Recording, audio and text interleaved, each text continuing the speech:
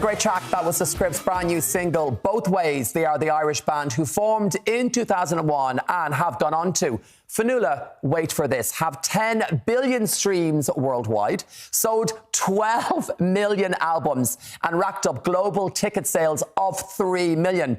Not bad for a few lads from Dublin. Sorry, I just need to collect my jaw off the floor there. It's impressive. Here to chat about all that success and the brand new single that is out today. It's Danny O'Donoghue. Yes, Danny, welcome to the 6 o'clock show. Hi, Give him a round of applause. How are you?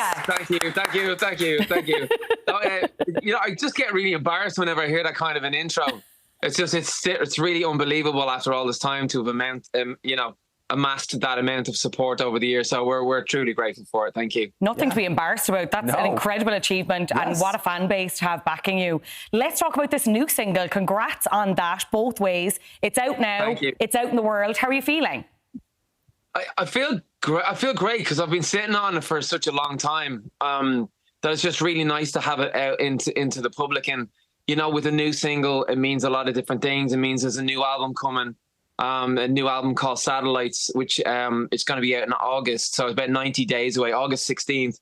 And then we've got a new tour that we announced today as well. So I was all week just dying to kind of announce it to everybody. And then now today, it's just like it's coming left, right and centre. There's so much good news and so much goodwill and good vibes coming out of the new release as well. So we're just, very grateful to be where we are. And then also just have new music out heading into the summer. And it's not as if Danny's counting the days. 90 days till the album in 91 August. days. 91 days. Danny, it's fair to say you've been doing this now for over 20 years. Do yourself and the band get nervous when it comes to releasing new music? Yeah, you can't release music without getting nervous. I think it's just because I care about it so much that I never want to disappoint.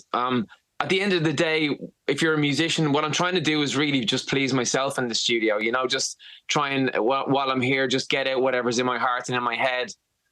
So, I've grown up pretty much in front of the public. So everything from, my mom passing away, my dad passing away, and everything that I poured then into music and stuff. So, last year was the hardest year of my life.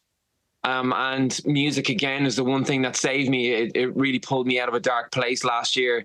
And it's, kind of partly the reason why I feel like, this brand new energy in a brand new year leading through now. So I can, we're just, like I said, we're kind of so in awe of the support that we've had.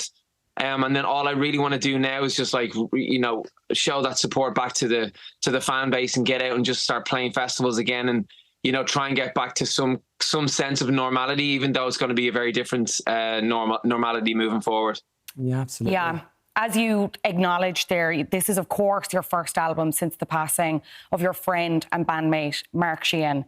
How did you come to the decision to, continue with music, and why was it important for you to do that? Well, to be honest, we kind of made a pact years ago, myself and Mark, and I just want to complete the journey that we had together. I want to complete it. Even though he's not here, we set about to just try and really make a dent in the Irish music scene. Originally, we just wanted to be played on local radio and stuff, and then it snowballed from there.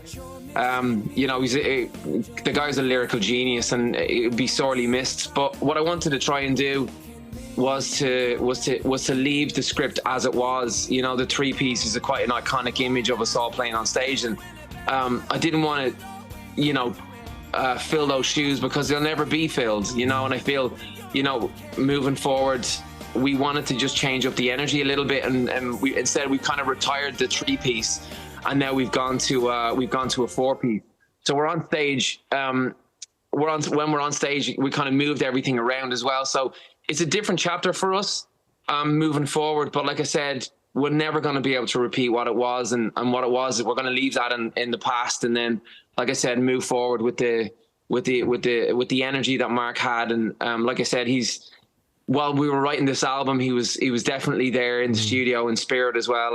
I wrote a lot of these songs on his guitar that he had. So I also always had him in my ear saying, it's not good enough, or this lyric isn't good enough, or you haven't rinsed it out yet, and He was always one to set the standards for our writing, and I guess probably one of the reasons why we've been around for so long. So, like I said, I hope I'm doing his memory, holding, doing him an honor by continuing on what we started. So, yeah, it's been a tough year. Yes, of course. And, I always find that music is quite therapeutic and it's individual to all of us that listen to it, take a different message. They say, Danny, lyrics come from everywhere. What's this about someone getting inspired by Match of the Day? Well, lyrics kind of come everywhere. And I was watching Match of the Day one day, and one of the pundits had turned around and he said there was a certain player that he'd been playing with the world on his shoulders when it should be at his feet. And the little songwriter in my head was like glazed over, and he ran up and he got his little pad and he was like, you could actually say that as far as a relationship goes. You could say, I'd love to take the world off your shoulders and put it at your feet. And I know my girlfriend all last year she took all the brunt of everything that was going on last year on her shoulders, and I'd like to do that for her. I'd like to put it at her feet now. So I wrote the song called At Your Feet, about her and about the relationship, and more so about the relationship between two people, and being there for each other through really rough times. But lyrics, they can, like you said, it's quite a cathartic thing. I went off the rails after Mark passed. I went heavy on drinking and smoking, eating crap food, really went off the rails, and I couldn't figure out why. I had like a mental block, writer's block for a while, because I couldn't articulate what was going on, because everything comes into question, not just should we continue as a band, but like, is there a God? Why? There's no answers to these questions. And it was around Christmas time. I came up, I was trying to contemplate on the lyric, and the only thing I could write about Mark was like a shooting star across the sky, in a second you were gone. But why do stars that light up twice as bright only burn for half as long? And it was the first time that I got that thorn out of my side of what I want to articulate about the guy, because it's always the great ones that go too soon, It kind of partly explains why I'm still here. No, but the great ones always go too soon. And from that moment, the floodgates opened for me creatively, musically. And anybody who knows me knows that, I sung at my dad's funeral, I sung at my mum's funeral. Music to me is healing. It's an incredible gift to have, to be able to go to in your darkest moments. So for me, lyrically, I wrote everything down, and I tried to just get out what I've been feeling over the past year, and it all came out in a flood. So it kind of set the scene for this album. We all went in the room, had some fun, and like I said, the album came out, and like I said, everything that I need to say and want to say is on there. So I'm really happy with that.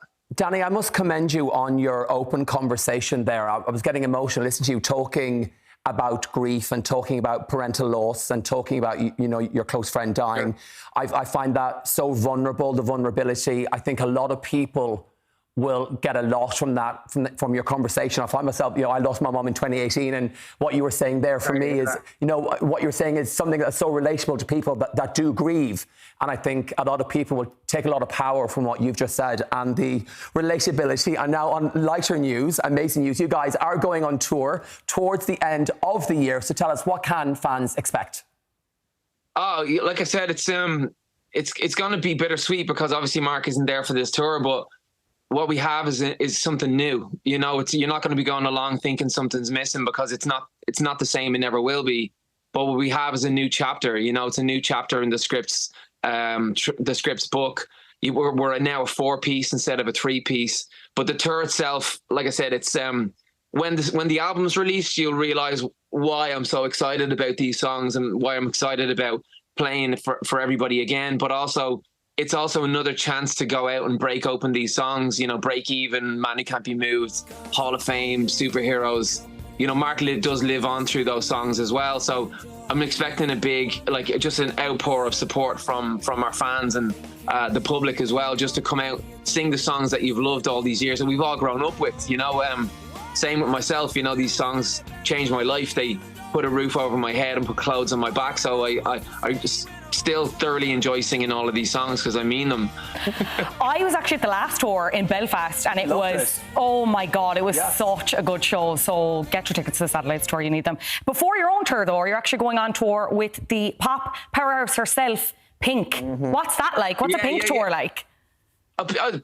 It's insane, you know. It's she has this thing. It's a circus tour, and the carnival tour. And it is what it says on the tin. It's, you know, they got us, her, Gail is on it as well. I think Sheryl Crow's coming out for a few shows in America. We did the European tour, and the response we got so far, you know, because we're a band, we can do these shows ourselves. We can go out and play them ourselves. But I just said, we're not going to get into another opportunity to play for such a diverse audience. So we went out and we did it, and we had such a laugh that she invited us to come over and do the her American stadium tour as well. Danny, I have to ask, right, as someone who's watched Pink live online, has she let you have a go on the trapeze? She loves swinging around. No. Have you got to go swinging around? She would let me have a go on them, but the health and safety won't. My insurance company won't. So it's like, it's big. Now, in fairness, because I box on a kickbox as well, so like I've had broken bones and feet and all sorts. So I was saying that to her. I was like, look, if I get on it, it's all my hassle. It's all my fault, you know, and I'll take the responsibility for it. But yeah, one time I want to go out on that and just go over the football pitch and just, you know, it's so cool, you know. Absolutely. Really, really cool. I'm manifesting that for you, Danny. Cirque du Soleil. And also, Danny's fit. Yeah. Danny, thank you so much for joining us on the 6 o'clock show. Give Danny a round of applause. Thank you so much. Thanks so much, Danny. Oh, good. Flex, flex. Yes. You can stream both ways on Spotify and Apple Music right now. Satellites, the album, is out this August, and tickets for the Scripps Satellites tour go on sale next Friday, the 24th of May. Get the date in the calendar. You do not want to miss it. You're going to put that date in your calendar. Yeah. After the break, up-and-coming comedian Rachel Galvo talks leaving her corporate job and selling out 3 shows in Dublin in under a minute. So please do stay with us. Let's hear the Scripps new song one more time, shall we? Let's go. Play it. Hit play, DJ. See you after the break.